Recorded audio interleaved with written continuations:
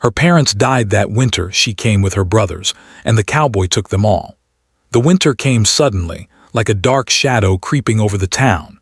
One week it was crisp, but the days were still warm, and the next, it was cold enough to freeze the breath in the air. The small house on the outskirts of town began to feel even smaller as the cold took hold. For Mara, the girl who had been the youngest of three just a few months before, everything began to change. Her mother, once strong and full of life, became frail, caught in a cough that wouldn't let go. At first, they thought it was just a bad cold. After all, this was winter and colds were common. But soon, Mara could hear the sound of her mother's breath in the stillness of the night, raspy, broken. It made her stomach twist, but there wasn't much to do. Her father was no better. He had worked hard all his life, his body tired and worn, but now he was coughing too, his face pale under the weight of something more serious than just the cold. The weeks dragged on, and what should have been the quiet of a typical winter was filled with worry. Mara did everything she could to help, though she was only 15. She made sure the fire stayed burning, fed her brothers, and helped her mother take sips of water when she could. Her younger brothers, Ben and Luke, were too young to understand what was happening. They played with their wooden toys or tugged at Mara's sleeves, asking when their mother would get better. The house had become a place of silence, broken only by the sounds of her mother's coughing and her father's quiet groans of discomfort. Mara knew that something wasn't right. Every day, her mother seemed to get weaker, her face paler. And every day, her father became more withdrawn, staring out the window as if he could see something beyond the hills, a life that was slipping away from them all. The doctor came to the house one afternoon, but he didn't stay long. He was an older man, his face tired and weathered by years of work. He listened to her mother's chest with a stethoscope, frowned, and asked if they had enough wood for the fire. Mara's father watched from the corner, his eyes heavy with knowing. He didn't need the doctor to tell him. He knew what was happening. There was no cure for whatever this illness was.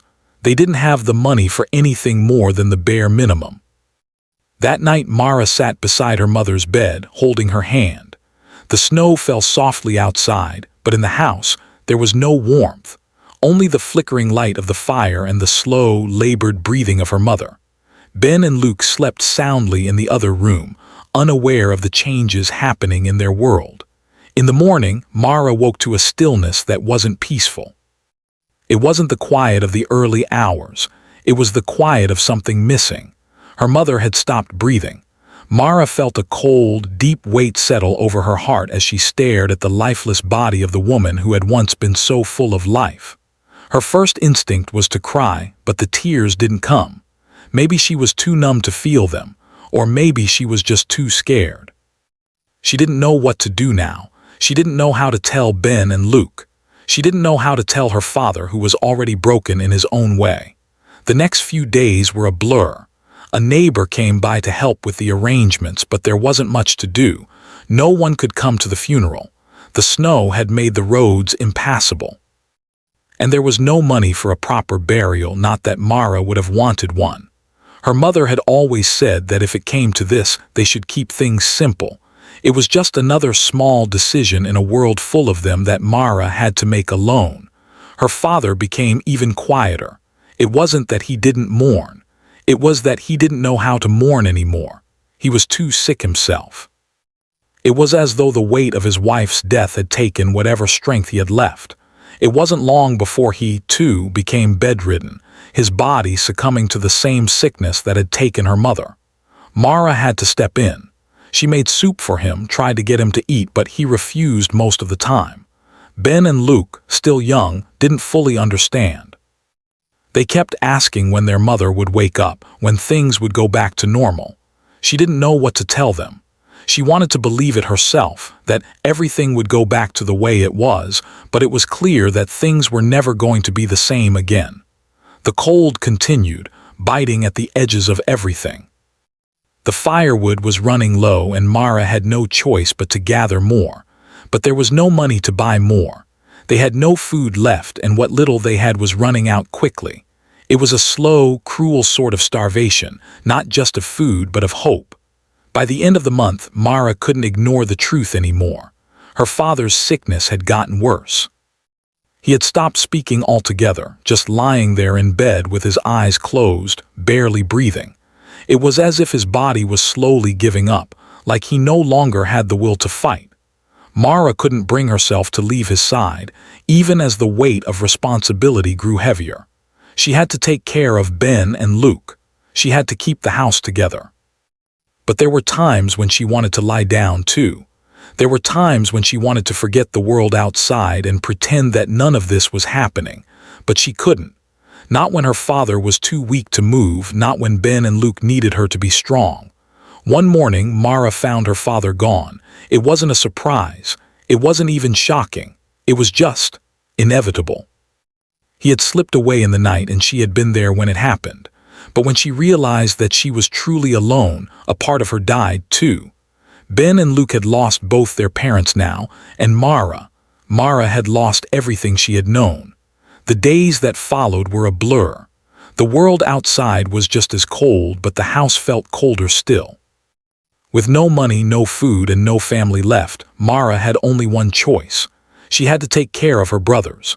She had to keep them alive even if she didn't know how. She couldn't stay there anymore. The house was too quiet, too empty.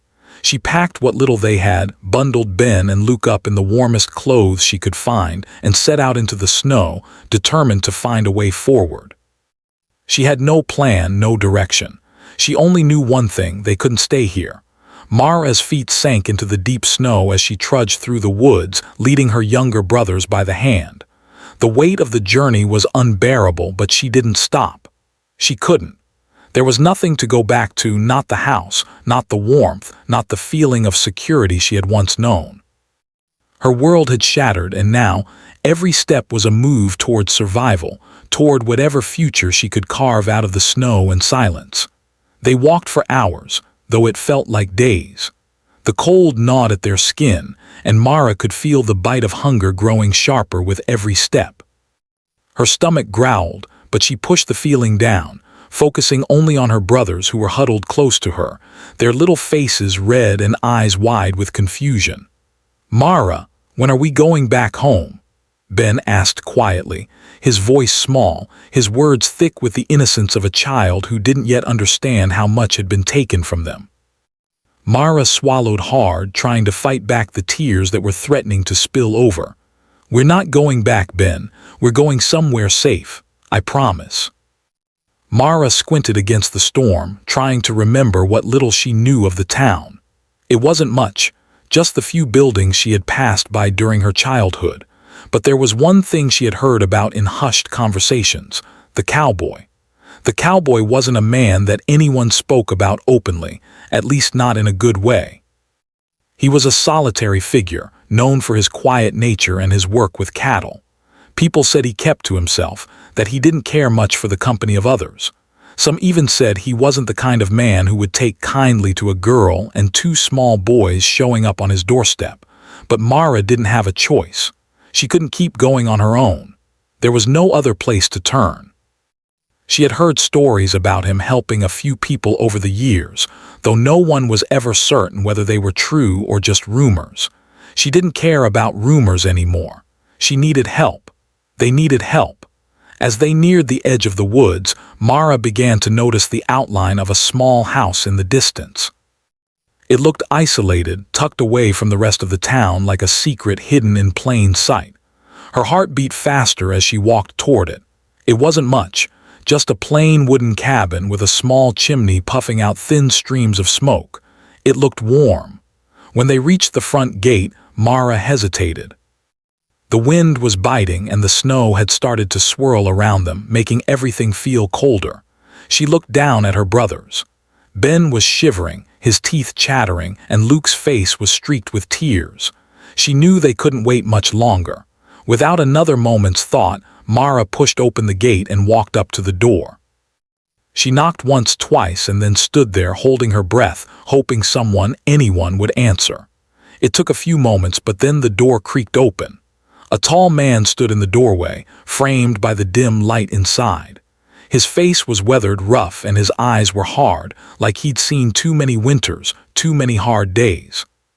He didn't look surprised to see them, but there was something unreadable in his expression. "What do you want?" he asked, his voice low and steady. Mara felt a cold wave wash over her, but she didn't flinch. She had no choice now but to be strong, to ask for something she didn't know how to ask for. We need help," she said, her voice trembling slightly. "We've got nowhere else to go. I don't know what else to do." But then, after a long pause, he sighed, a sound full of weariness, like the weight of the world was on his shoulders. "Come in," he said finally, stepping aside to let them pass. Mara didn't know if she should be relieved or suspicious, but at that moment relief won out. She ushered Ben and Luke inside quickly, closing the door behind them, shutting out the cold, even if it couldn't stop the gnawing fear inside her chest. The man led them to a small, dimly lit room. A fire crackled in the corner, and the smell of something cooking wafted through the air. It wasn't much, but it was more than she had hoped for. "Sit," he said, gesturing to the small table by the fire. "I'll get you something to eat." Growing up, she had always been the one to take care of things, the one who stepped up when no one else could. But this was different. She wasn't just taking care of herself anymore. She had Ben and Luke to think about. She sat down next to her brothers, rubbing her hands together for warmth. It felt like a small luxury, just sitting there, away from the cold. But a part of her was still alert, still waiting for the man to tell them to leave, to tell them he couldn't help. But when he returned, he was carrying a steaming pot of soup. He set it down on the table, along with 3 mismatched cups. Mara couldn't help but feel a bit ashamed of how hungry she was, but she didn't hesitate. She ladled the soup into the cups and handed one to each of her brothers. "Thank you," she said quietly, her voice soft with gratitude. The man didn't reply right away. He simply sat down across from them and began to eat, his face still as unreadable as before. But Mara could see the faint flicker of something in his eyes, maybe compassion, maybe just resignation to the situation. It was hard to tell. "You've got a long way to go," he said after a few moments, his voice gruff but not unkind. "But you'll be safe here for now. Don't expect much from me. I don't keep company, but I can help you with food, shelter, and a warm place for the night. After that, you're on your own." She had no idea what tomorrow would bring or where they would go after this. But for the first time in days, she allowed herself a moment of peace.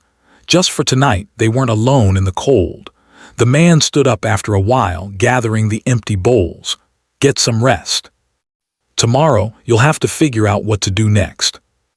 As the fire crackled softly in the corner, Mara closed her eyes for a moment, letting the warmth of the room settle over her, just for a brief time. She didn't know how long they could stay here, but it was enough for now. Tomorrow would bring whatever it would bring, but for tonight, she could breathe again. The next few days passed slowly, like the steady rhythm of a clock ticking in the background, each second stretching longer than the last. Mara kept her brothers close, as if they might disappear into the cold if she wasn't watching. The cowboy, as the man had introduced himself, gave them a roof over their heads and a fire to keep the cold at bay. For that, Mara was endlessly grateful. But as the days went by, she began to wonder how long they could stay there. The cowboy's offer had been clear. He was only giving them a place to rest for a while. After that, they were on their own. Mara didn't know what to think of the cowboy.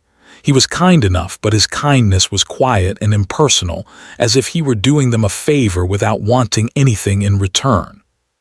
He didn't ask them questions, and he didn't share much about himself. His life was like the house, simple, practical, and distant. At first, Mara had been wary of him. She wasn't sure if they could trust a stranger, even one who seemed willing to help. But there was something in his eyes, something that suggested he wasn't the kind of man who would turn away someone in need, even if he didn't show it. In the mornings, he'd disappear for hours, working on the land or tending to his animals. Mara didn't ask about the work he did, nor did she offer to help. She had enough to keep her busy with Ben and Luke, making sure they were fed, keeping them warm and trying to maintain some sense of normalcy in a world that had turned upside down. There was no time to think too deeply about anything. She simply did what needed to be done. But as the days wore on, Mara felt a growing unease.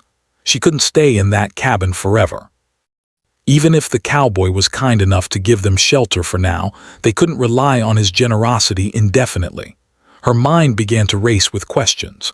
What would they do next? Where would they go? How would they survive the winter with no money and no family? One afternoon, after the snow had finally stopped falling, Mara decided to ask the cowboy what he thought they should do. She had been thinking about it for days, but it had taken all her strength just to keep moving forward. Now she had to face the truth. They couldn't live here forever. She needed to know what came next. The cowboy was sitting on the porch when Mara approached him, her breath visible in the cold air.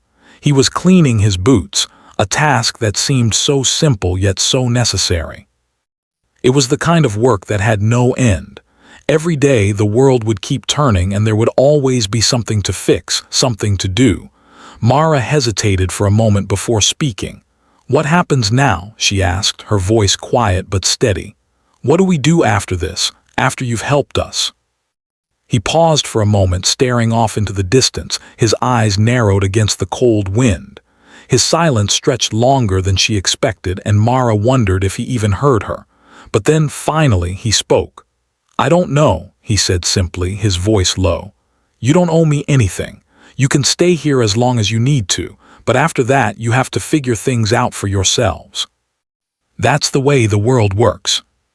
She had to rely on herself and on her brothers, of course, but how much longer could they live like this? The cowboy's words echoed in her mind. Figure things out for yourselves. That was exactly what she had been afraid of. She had no answers. She was just a girl with two small children depending on her. What did she know about survival?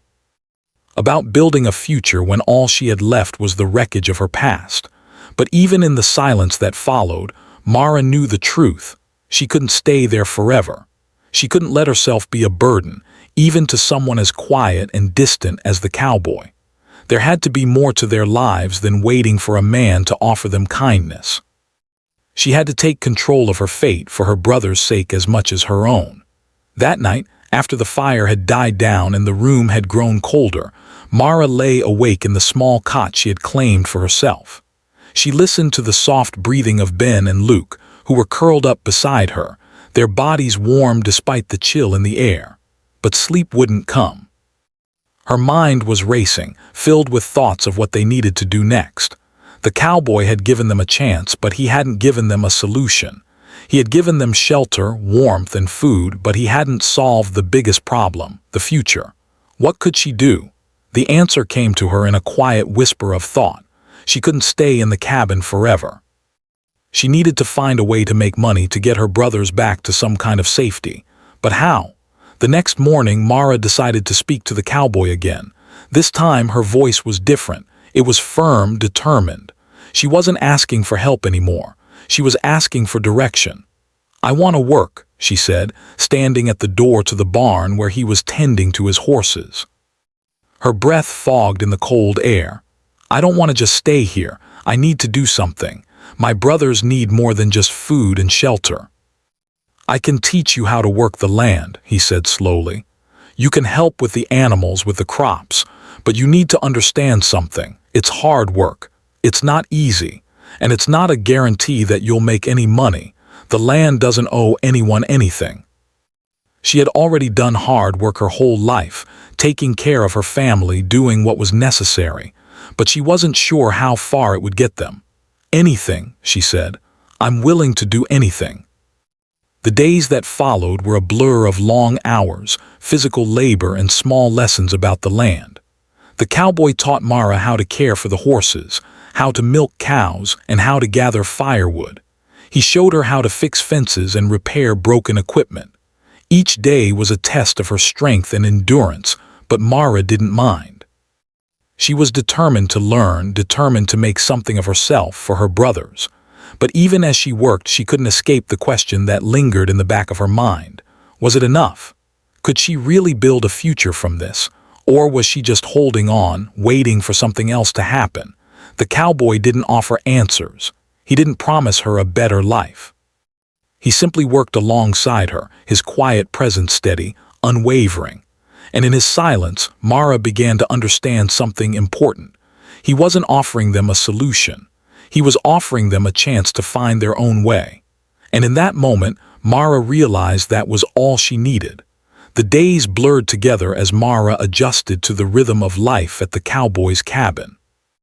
Each day felt like an endless cycle of work, feeding animals, fixing fences, chopping firewood, and tending to the small garden the cowboy had started. He wasn't much for conversation, but Mara had learned to appreciate the quiet. It gave her time to think, time to settle into this new life that had somehow become her reality. She wasn't sure what she had expected when they first arrived. Maybe she had imagined a miracle, that someone would take them in and offer them a way out of their struggle. But now she understood that life didn't offer miracles. It gave you moments, brief and fleeting, that you had to hold on to. If you didn't, you were left with nothing. The cowboy didn't promise them anything but work, and that was exactly what Mara needed. The mornings were always the hardest. The cold air would seep through the walls of the cabin, and the warmth of the fire wasn't enough to chase away the chill in her bones. But she had learned to wake early, even before the sun rose. She'd get a fire going, then wake up Ben and Luke, who were always still snuggled together under the thick quilt. After breakfast, the day would begin. "Do you think we'll ever be able to go home?" Ben asked one morning as they ate the thin porridge Mara had made. His small face was scrunched in worry, his hands wrapped tightly around his bowl as if holding onto it could somehow give him answers. Mara paused, looking at her brother for a long moment. Home. That word used to mean something to her, something warm and safe. But now there was nothing left of the place they had once called home. It had been swallowed by grief and loss, and it was gone. She knew that. But Ben didn't. He was only a child, and he needed reassurance. She couldn't give him a lie, though, so she simply said, "I don't know, Ben, but we're together and we'll be all right." It was enough for now. As the weeks passed, Mara became more comfortable with the work. At first, it had felt overwhelming. She had never worked so hard in her life, carrying water, milking cows, mending broken fences. But the rhythm of it began to soothe her. There was something grounding about the physical labor, something that helped her focus on the present and not dwell on what had been lost. She didn't have time to mourn anymore. She had to keep going, for Ben, for Luke. The cowboy, though silent, was a steady presence. He didn't push her or rush her, but he guided her gently, teaching her the ins and outs of farm life. He had his own way of doing things, quiet, methodical, and unhurried, but it worked. Every day, Mara felt herself learning more. Not just about the land, but about herself. At first, the cowboy had been a stranger, a man with no past, no stories. But as Mara spent more time with him, she began to see glimpses of the person he had once been. His movements were always deliberate, never wasted. His hands were calloused, worn from years of work, and his face, though weathered, showed a quiet strength. He had a way of looking at her, not with judgment but with understanding, as if he could see something in her that she couldn't see herself. There were times, like when they worked together in silence, when Mara wondered if the cowboy had ever lost anything as she had. His life seemed so solitary, so removed from everything. Maybe he had chosen this life. Maybe he was running from something. But Mara didn't ask. She didn't need to know. She wasn't ready to share her own story, and she didn't expect him to share his. Ben and Luke began to settle into their new life as well. Ben had become fascinated with the animals. He'd follow the horses around, watching them curiously, asking endless questions about their care. Luke, ever the quieter one, would spend hours in the corner of the cabin, drawing pictures of the things he saw, cows, barns, and the snowy hills that stretched out beyond the cabin. Mara was grateful for their small moments of peace, even though she could feel the weight of responsibility pressing down on her at all times. They couldn't stay here forever, and she knew it. The cowboy had been kind, but he had made it clear that there was no room for them in his life beyond these few weeks. They would have to leave eventually. She didn't know where they would go, but for now the work kept her going. Every day she learned something new: how to butcher a chicken, how to patch a roof, how to grow vegetables from seed. It wasn't glamorous, but it was real. It was life. As winter wore on, the weather grew harsher. The snow piled higher, and the wind howled through the trees, cutting through the cabin like a knife. The cowboy never seemed to mind the cold. He was used to it, had lived through more winters than Mara could count. But she, Ben, and Luke had to huddle together at night, wrapping themselves in the warmth of blankets and each other. One evening, after another long day of work, Mara sat by the fire with Ben and Luke. The cabin was warmer than it had been in the morning, and the fire crackled softly, casting a warm glow over the room. For a moment, the world outside felt like it had stopped moving. There was only the three of them, the fire and the quiet. "Do you think we'll ever be happy again?" Ben asked suddenly, his voice soft. He was looking at the fire, his face lit by its light. Mara felt her chest tighten. She had never really thought about it in those terms. Happiness had seemed like something distant, something far away from their grasp, but the question made her pause. Could they ever be happy again? After everything they had lost, was it even possible? She didn't know. But as she looked at her brothers, as she watched them breathe in the warmth of the fire and feel the comfort of their little world, she realized something. Maybe happiness wasn't something that would come in an instant, like a miracle. Maybe it wasn't even something they could fully understand right now. But it was in the small things, the moments when they were safe, when they were together, when they could find peace in the simplest of routines. "I think we can," Mara said quietly. "Maybe not today or tomorrow, but little by little we'll find it again. We'll be all right." Maybe happiness wasn't something that would just appear. It was something they would have to build, piece by piece. The cowboy didn't speak much that evening. He had his own way of dealing with the world. But when he saw Mara looking at him from across the room, he gave her a small nod, one that seemed to carry an understanding deeper than words. Life here wasn't perfect. It wasn't even easy. But it was theirs. They were together, and for now that was enough. Spring arrived like a whisper, soft and slow, creeping over the land until the snow began to melt and the first green shoots pushed through the earth. For Mara, it was a season of change, a season that promised something different, though she wasn't sure yet what it would be. Winter had been hard. It had been about survival. But now the world seemed to be shifting. The days grew longer, the nights warmer, and the land, once cold and unyielding, started to open up in ways she hadn't expected. Mara stood on the porch one morning, watching the sunlight catch the edges of the trees, their branches still bare but beginning to show signs of life. The cowboy was already out, tending to the animals, his movements steady and sure. His presence had become a constant in her life, quiet, reliable. He wasn't the kind of man who needed to talk to make his point. He showed it in his actions. And over the months, Mara had learned to appreciate that more than she had ever thought possible. Life at the cabin had become a routine, a rhythm that both grounded and exhausted her. Each day they worked hard, sometimes so hard that the sun would set before Mara realized how much time had passed. But in that work, there was something healing, something that made her believe, for the first time in a long while, that they might be okay. Ben and Luke had grown too. Ben had stopped asking about when they could go home. He had found a new home in the barn, in the animals he cared for, in the work he did beside the cowboy. Luke, quieter than ever, had started drawing more often, his sketches now filled with images of fields and cows and the barn.